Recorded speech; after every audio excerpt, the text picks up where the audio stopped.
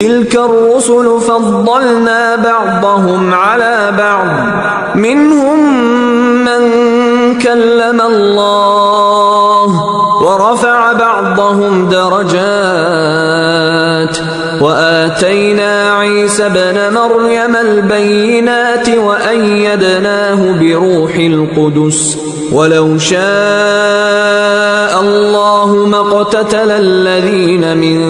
بعدهم من بعد ما جاءتهم البينات ولكن اختلفوا فمنهم من آمن ومنهم من كفر ولو شاء الله ما اقتتلوا ولكن الله يفعل ما يريد. يا أيها الذين آمنوا أنفقوا مما رزقناكم من قبل أن يأتي يوم لا بيع فيه ولا خلة ولا شفاعة والكافرون هم الظالمون. الله لا إله إلا هو الحي القيوم لا تأخذه سنة ولا نوم له ما في السماوات وما في الأرض من ذا الذي يشفع عنده إلا بإذنه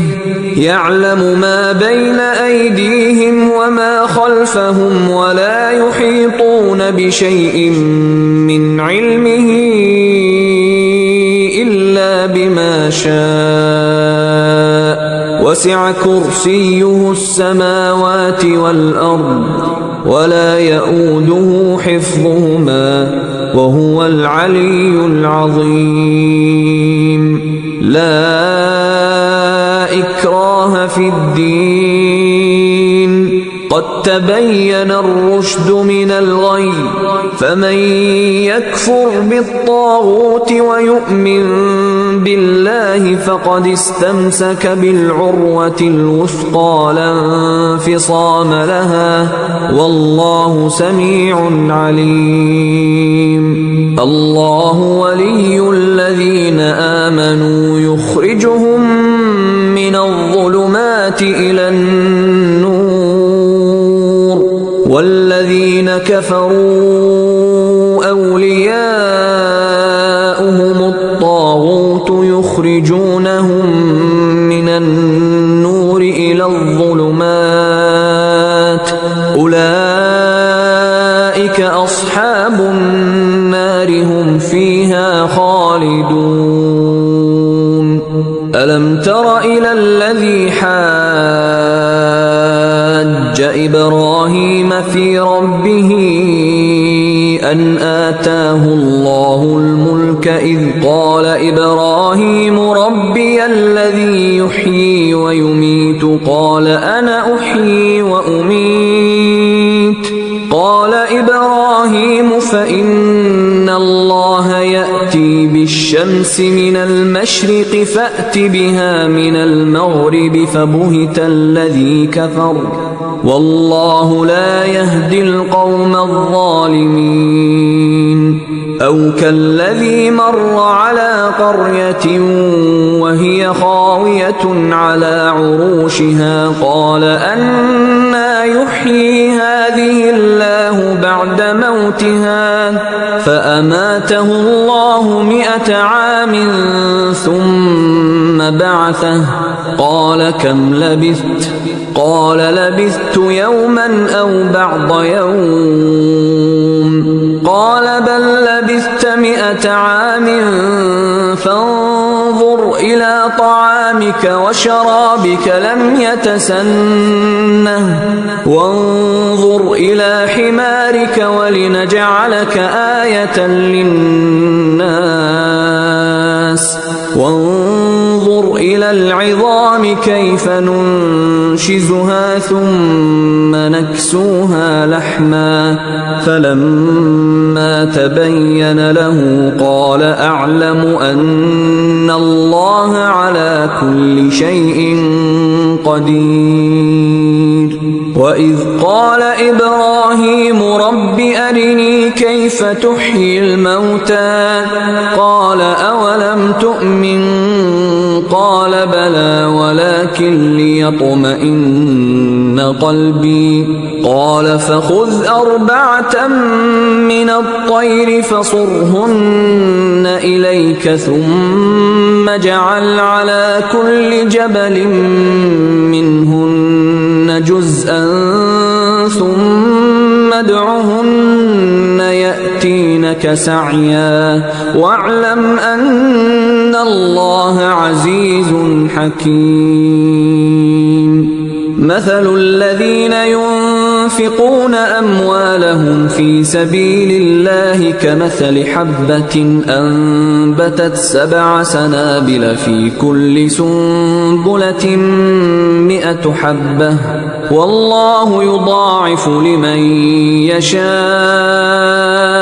والله واسع عليم. الذين ينفقون أموالهم في سبيل الله ثم لا يتبعون ما أنفقوا منا ولا أذى لهم أجرهم عند ربهم ولا خوف عليهم ولا هم يحزنون. قول معروف ومغفرة خير من صدقة يتبعها أذى والله غني حليم. يا أيها الذين آمنوا لا تبطلوا صدقاتكم بالمن والأذى كالذي ينفق ماله رئاء الناس ولا يؤمن بالله واليوم الآخر فمثله كمثل صفوان عليه تراب فأصابه وابل فتركه صلدا لا يقدرون على شيء مما كسبوا والله لا يهدي القوم الكافرين. ومثل الذين ينفقون أموالهم ابتغاء مرضات الله وتثبيتا من أنفسهم كمثل جنة بربوة أصابها وابل فآتت أكلها ضعفين فإن لم يصبها وابل فطل والله بما تعملون بصير. أيود أحدكم أن تكون له جنة من نخيل وأعناب تجري من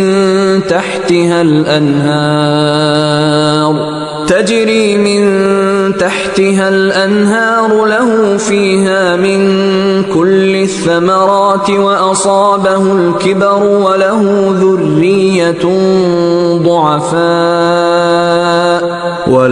ذرية ضعفاء فأصابها إعصار فيه نار فاحترقت كذلك يبين الله لكم الآيات لعلكم تتفكرون. يا أيها الذين آمنوا أنفقوا من طيبات ما كسبتم ومما أخرجنا لكم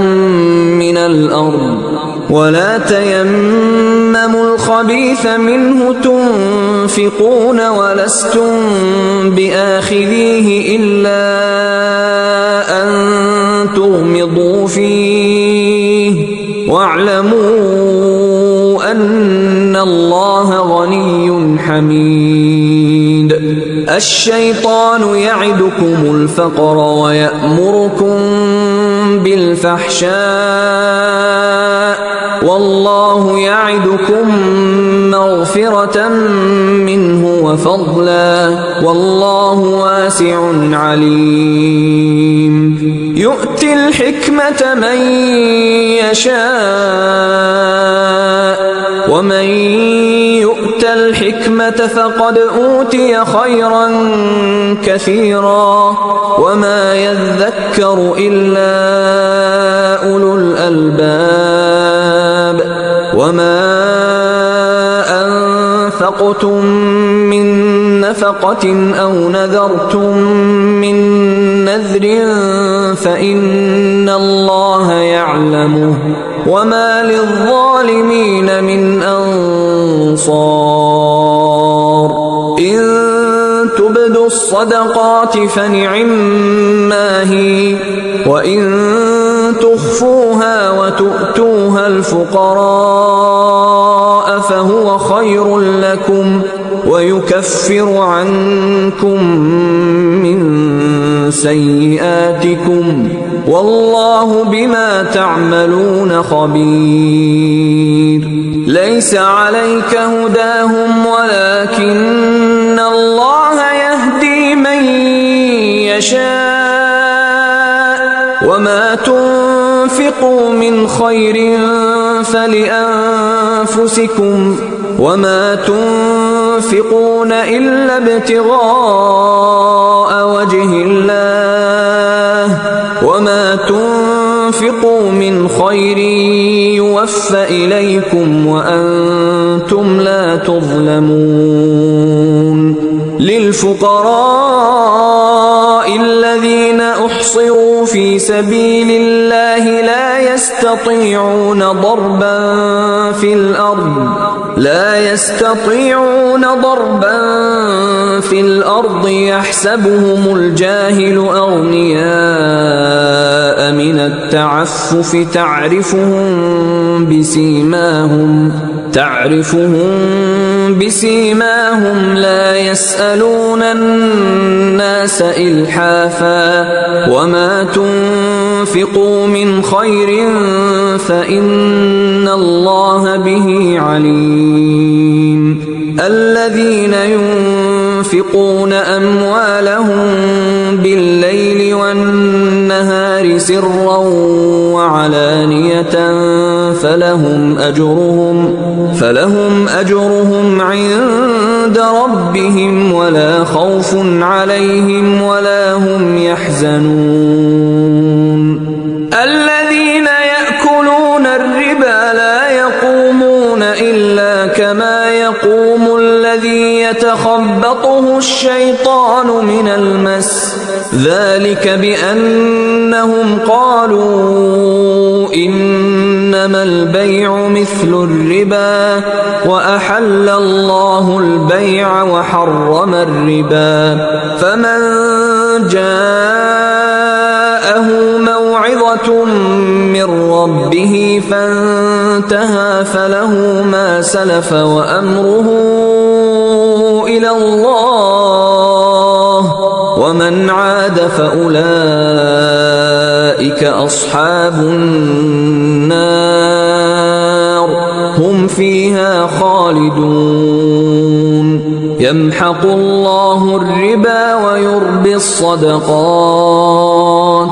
والله لا يحب كل كفار أثيم إن الذين آمنوا وعملوا الصالحات وأقاموا الصلاة وآتوا الزكاة لهم أجرهم عند ربهم ولا خوف عليهم ولا هم يحزنون يا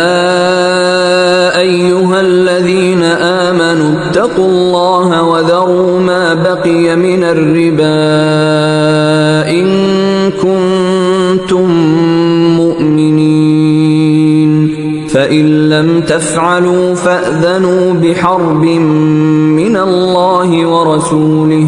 وإن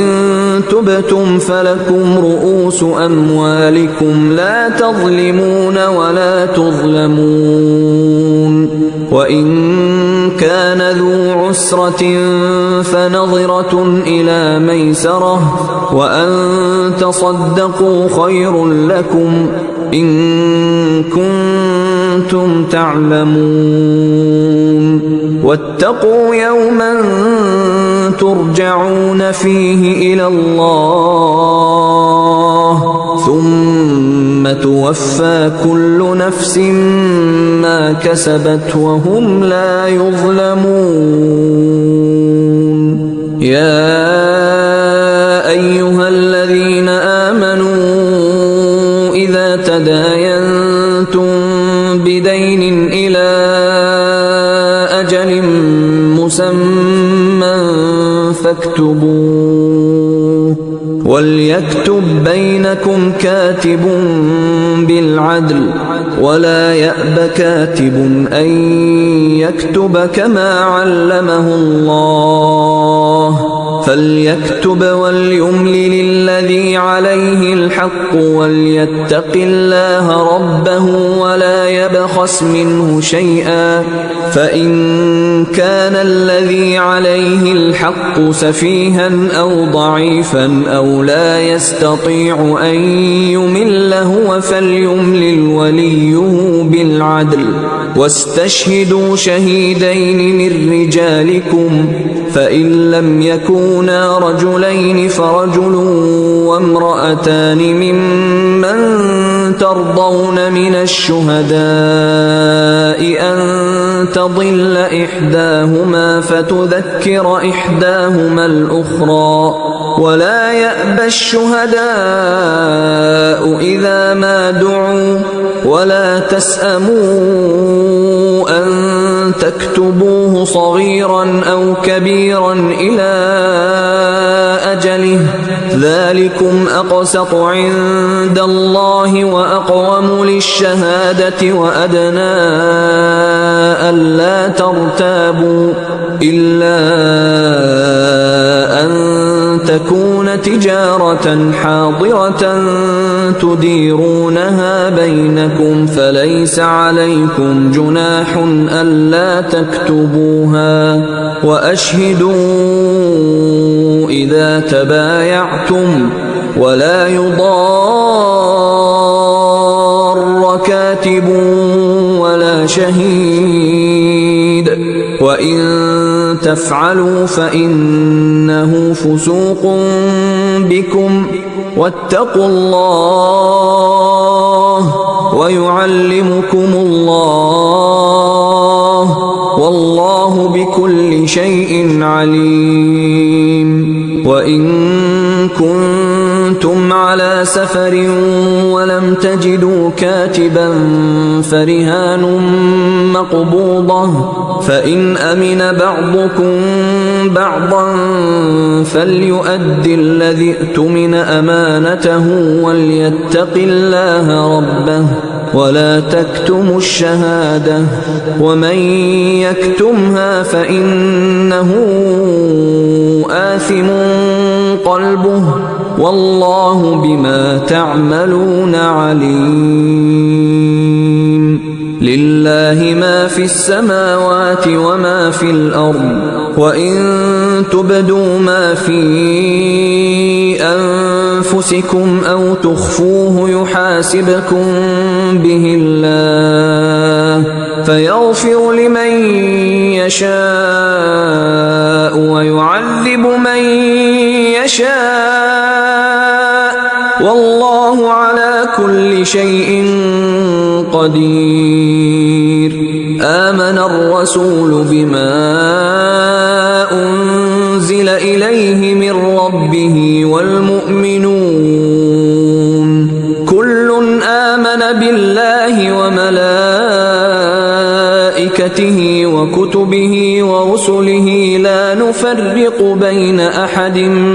من رسله وقالوا سمعنا وأطعنا غفرانك ربنا وإليك المصير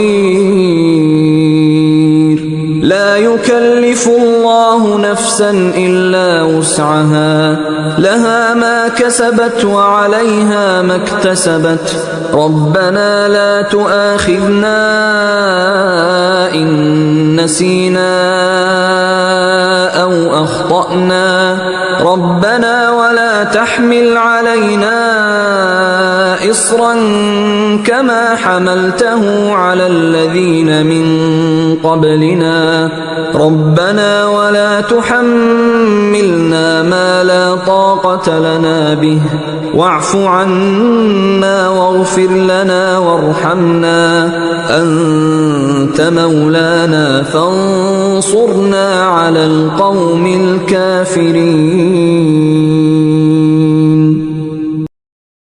أعوذ بالله من الشيطان الرجيم. بسم الله الرحمن الرحيم. ألف لام ميم الله لا إله إلا هو الحي القيوم نزل عليك الكتاب بالحق مصدقا لما بين يديه وأنزل التوراة والإنجيل من قبل هدى للناس وأنزل الفرقان إن الذين كفروا بآيات الله لهم عذاب شديد والله عزيز ذو انتقام إن الله لا يخفى عليه شيء في الأرض ولا في السماء هو الذي يصوركم في الأرحام كيف يشاء لا إله إلا هو العزيز الحكيم هو الذي أنزل عليك الكتاب منه آيات محكمات هن أم الكتاب وأخر متشابهات فأما الذين في قلوبهم زيغ فيتبعون ما تشابه منه ابتغاء الفتنة وابتغاء تأويله وما يعلم تأويله إلا الله والراسخون في العلم يقولون آمنا به كل من عند ربنا وما يذكر إلا أولو الألباب ربنا لا تزغ قلوبنا بعد إذ هديتنا وهب لنا من لدنك رحمة إنك أنت الوهاب ربنا إنك جامع الناس ليوم لا ريب فيه إن الله لا يخلف الميعاد إن الذين كفروا لن تغني عنهم أموالهم ولا أولادهم من الله شيئا وأولئك هم وقود النار كدأب آل فرعون والذين من قبلهم كذبوا بآياتنا فأخذهم الله بذنوبهم والله شديد العقاب قل للذين كفروا ستغلبون وتحشرون إلى جهنم وبئس المهاد قد كان لكم آية في فئتين التقتا فئة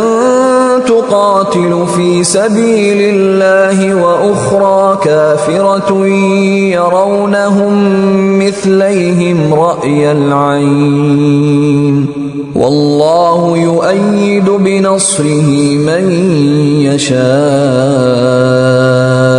إن في ذلك لعبرة لأولي الأبصار زين للناس حب الشهوات من النساء والبنين والقناطير المقنطرة من الذهب والفضة والخيل المسومة والأنعام والحرث ذلك متاع الحياة الدنيا والله عنده حسن المآب قل أنبئكم بخير من ذلكم للذين اتقوا عند ربهم جنات تجري من تحتها الأنهار خالدين فيها وأزواج مطهرة ورضوان من الله والله بصير بالعباد الذين يقولون ربنا إننا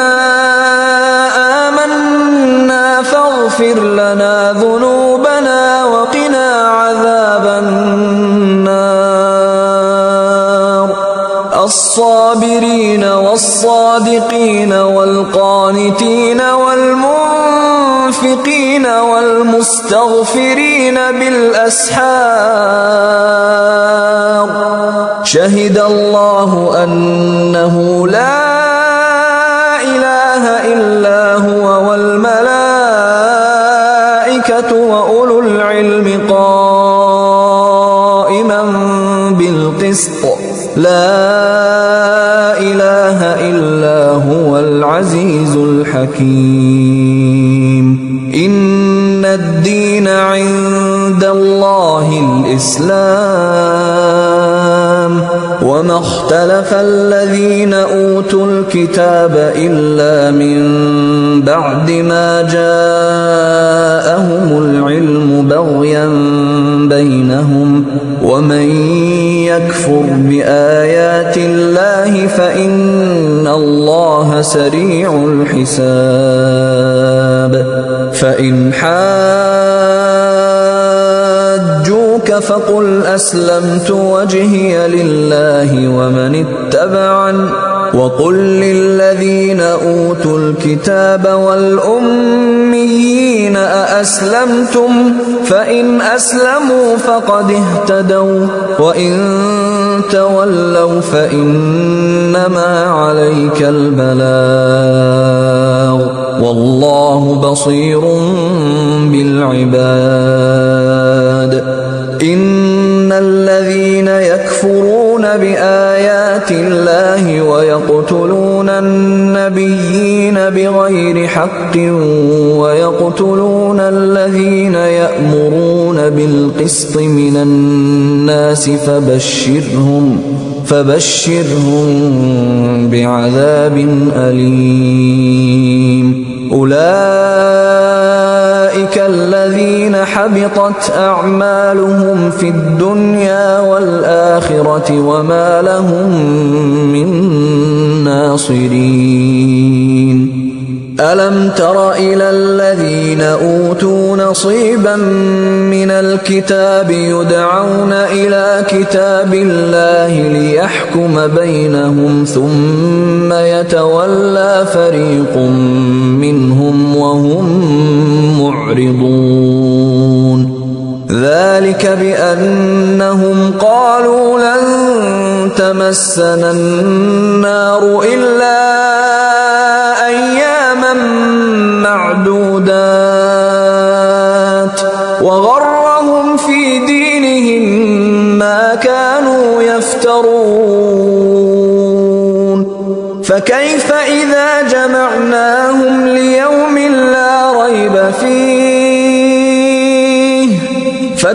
إذا جمعناهم ليوم لا ريب فيه ووفيت كل نفس ما كسبت وهم لا يظلمون قل اللهم مالك الملك تؤتي الملك من تشاء وتنزع الملك ممن تشاء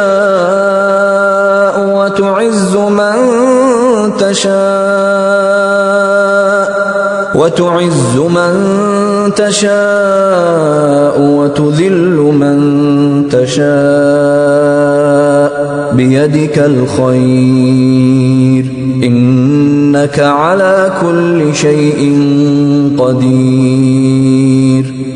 تولج الليل في النهار وتولج النهار في الليل وتخرج الحي من الميت وتخرج الميت من الحي وترزق من تشاء بغير حساب لا يتخذ المؤمنون الكافرين أولياء من دون المؤمنين ومن يفعل ذلك فليس من الله في شيء إلا أن تتقوا منهم تقاه ويحذركم الله نفسه وإلى الله المصير قل إن تخفوا ما في صدوركم أو تبدوه يعلمه الله ويعلم ما في السماوات وما في الأرض والله على كل شيء قدير يوم تجد كل نفس ما عملت من خير محضرا وما عملت من سوء تود لو أن بينها وبينه أمدا بعيدا ويحذركم الله نفسه والله رؤوف بالعباد قل إن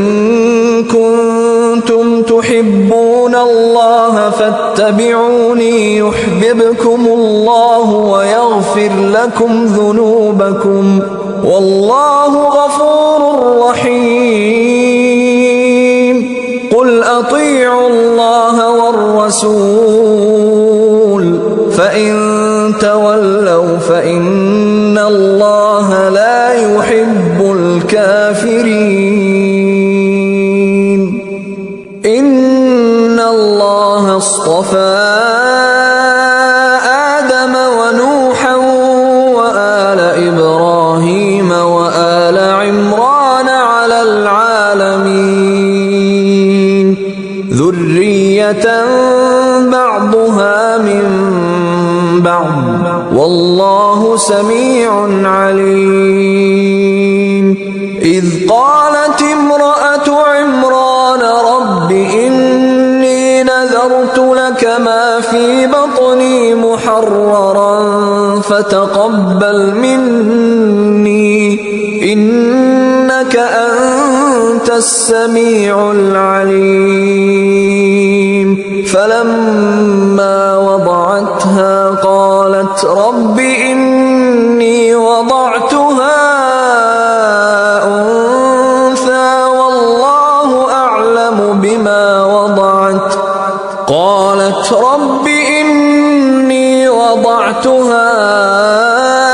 أنثى والله أعلم بما وضعت وليس الذكر كالأنثى وإني سميتها مريم وإني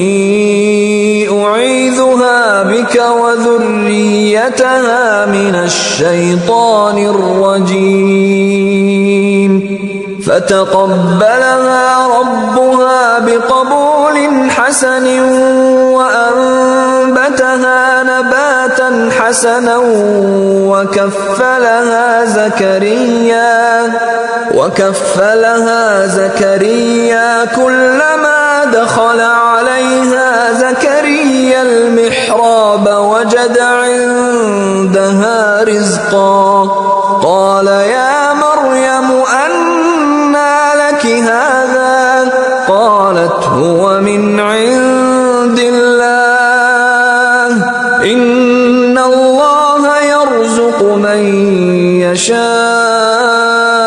بغير حساب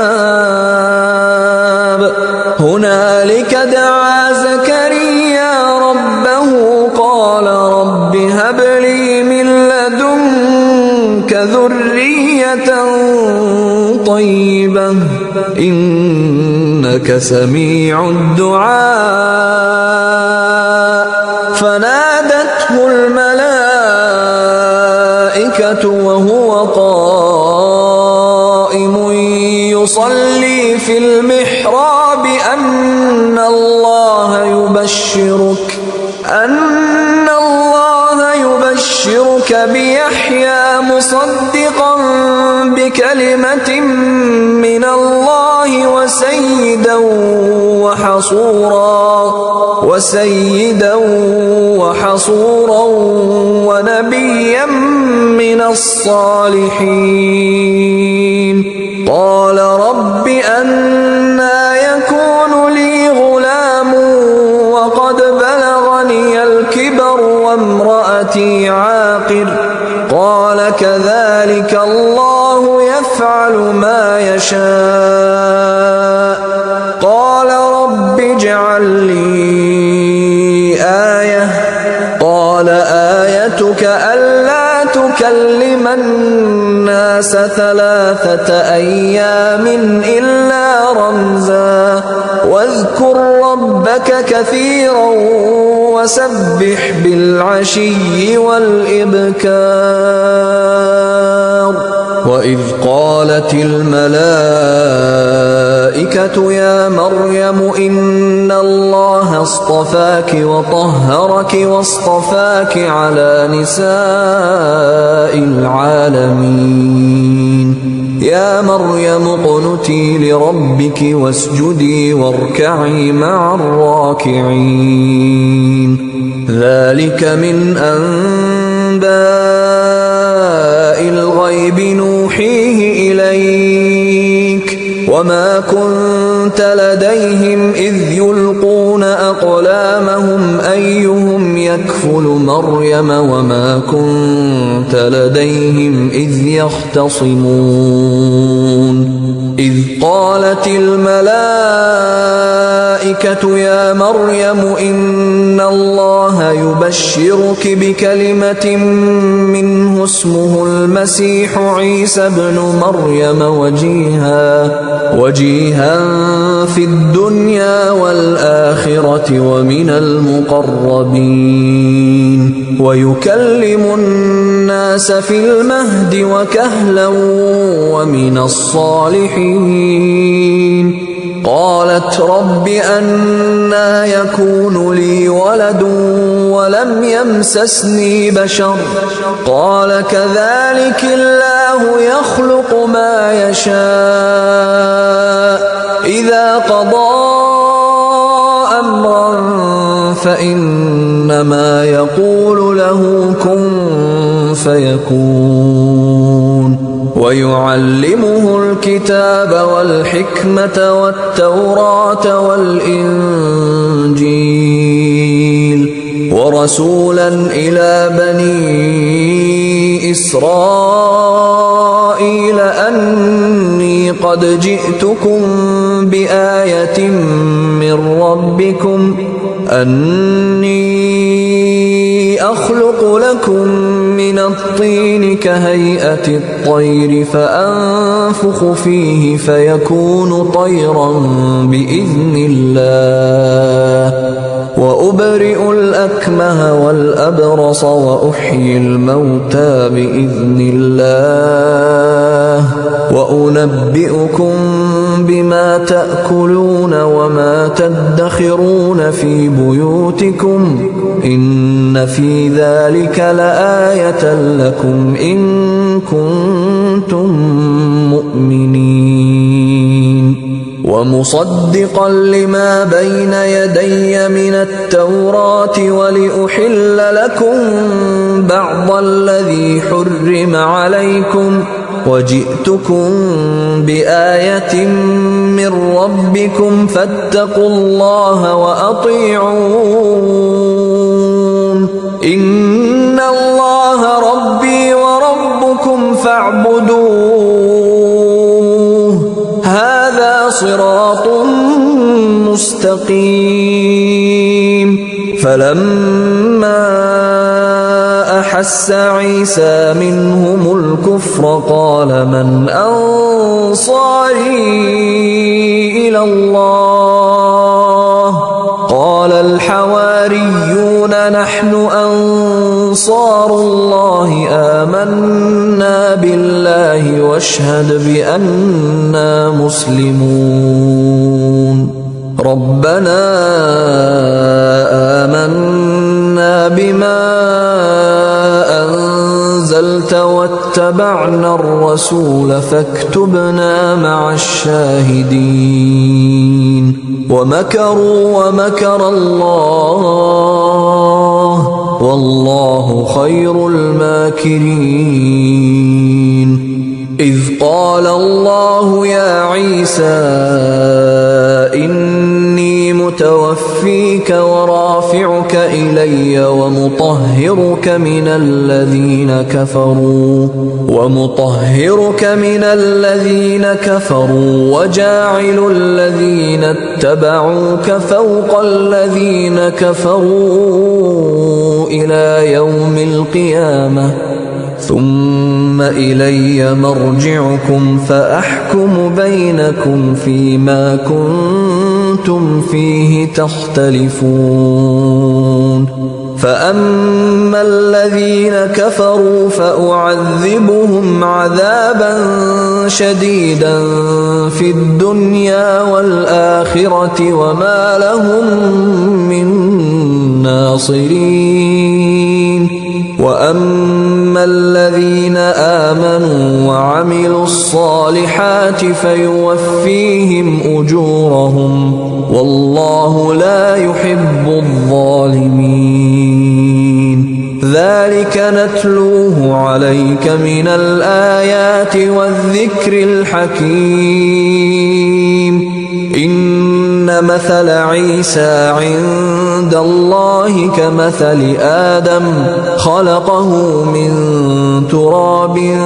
ثم قال له كن فيكون الحق من ربك فلا تكن من الممترين فمن حاجك فيه من بعد ما جاءك من العلم فقل تعالوا ندع أبناءنا وأبناءكم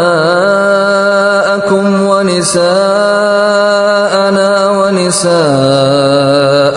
وأنفسنا وأنفسكم ثم نبتهل فنجعل لعنة الله على الكاذبين إن هذا لهو القصص الحق وما من إله إلا الله وإن الله لهو العزيز الحكيم فإن تولوا فإن الله عليم بالمفسدين قل يا أهل الكتاب تعالوا إلى كلمة سواء بيننا وبينكم ألا نعبد إلا الله ولا نشرك به شيئا ولا يتخذ بعضنا بعضا أربابا من دون الله فإن تولوا فقولوا اشهدوا بأننا مسلمون. يا أهل الكتاب لم تحاجون في إبراهيم وما أنزلت التوراة والإنجيل إلا من بعده أفلا تعقلون. ها أنتم هؤلاء حاججتم فيما لكم به علم فلم تحاجون فيما ليس لكم به علم والله يعلم وأنتم لا تعلمون. ما كان إبراهيم يهوديا ولا نصرانيا ولكن كان حنيفا مسلما وما كان من المشركين. إن أولى الناس بإبراهيم للذين اتبعوه وهذا النبي والذين آمنوا والله ولي المؤمنين. ودت طائفة من أهل الكتاب لو يضلونكم وما يضلون إلا أنفسهم وما يشعرون. يا أهل الكتاب لم تكفرون بآيات الله وأنتم تشهدون. يا أهل الكتاب لم تلبسون الحق بالباطل وتكتمون الحق وأنتم تعلمون. وقالت طائفة من أهل الكتاب آمنوا بالذي أنزل على الذين آمنوا وجه النهار واكفروا آخره لعلهم يرجعون. ولا تؤمنوا إلا لمن تبع دينكم قل إن الهدى هدى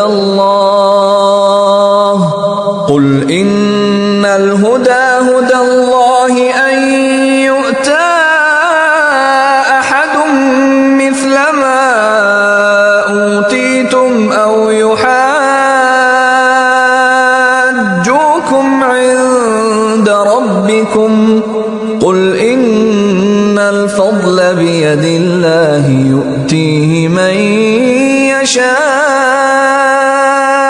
والله واسع عليم. يختص برحمته من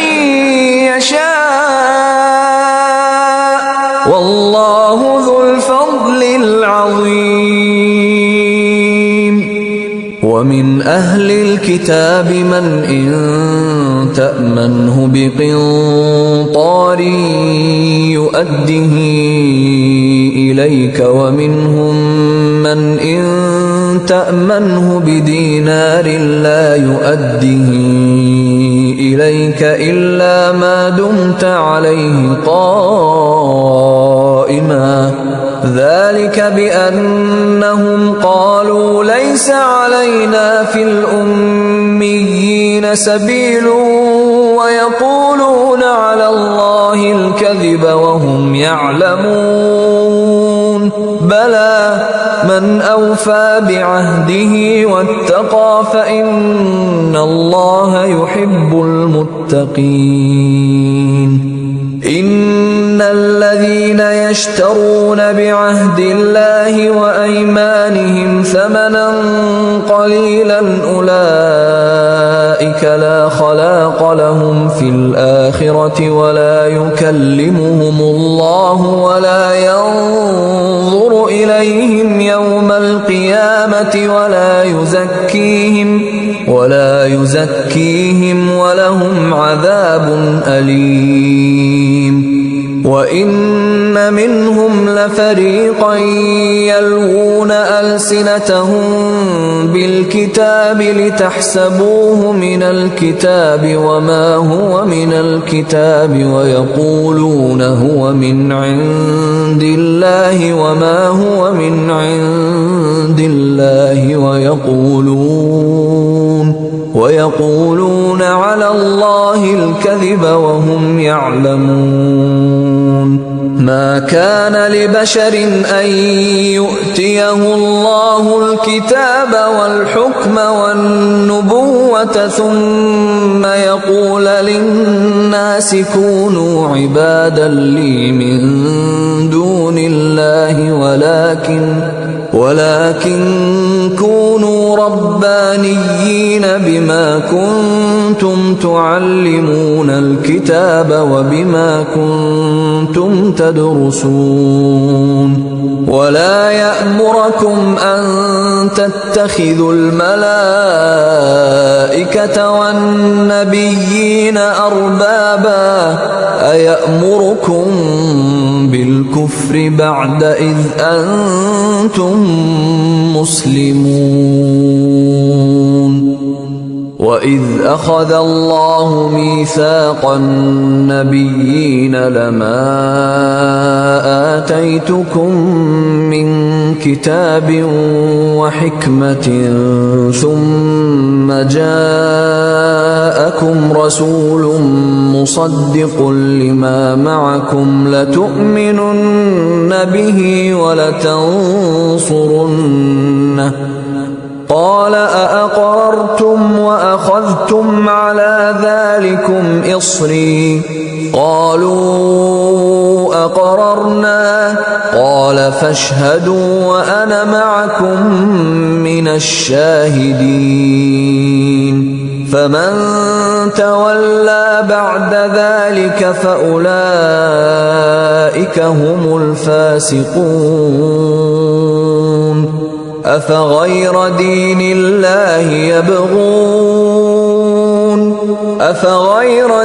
الله يبغون وله أسلم من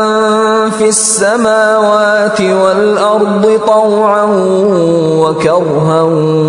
وإليه يرجعون. قل آمنا بالله وما أنزل علينا وما أنزل على إبراهيم وإسماعيل وإسحاق ويعقوب والأسباط وما أوتي موسى وعيسى والنبيون من ربهم لا نفرق بين أحد منهم ونحن له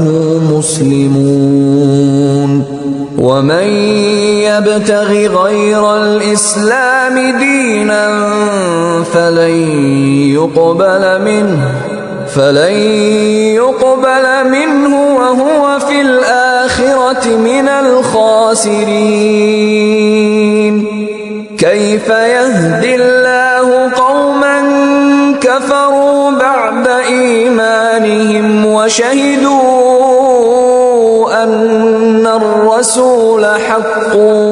وجاءهم البينات والله لا يهدي القوم الظالمين. أولئك جزاؤهم أن عليهم لعنة الله والملائكة والناس أجمعين خالدين فيها لا يخفف عنهم العذاب ولا هم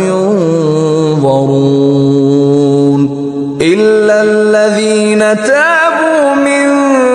بعد ذلك وأصلحوا فإن الله غفور رحيم. إن الذين كفروا بعد إيمانهم ثم ازدادوا كفرا لن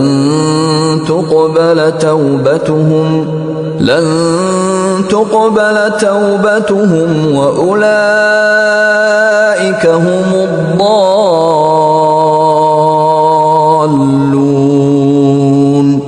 إن الذين كفروا وماتوا وهم كفار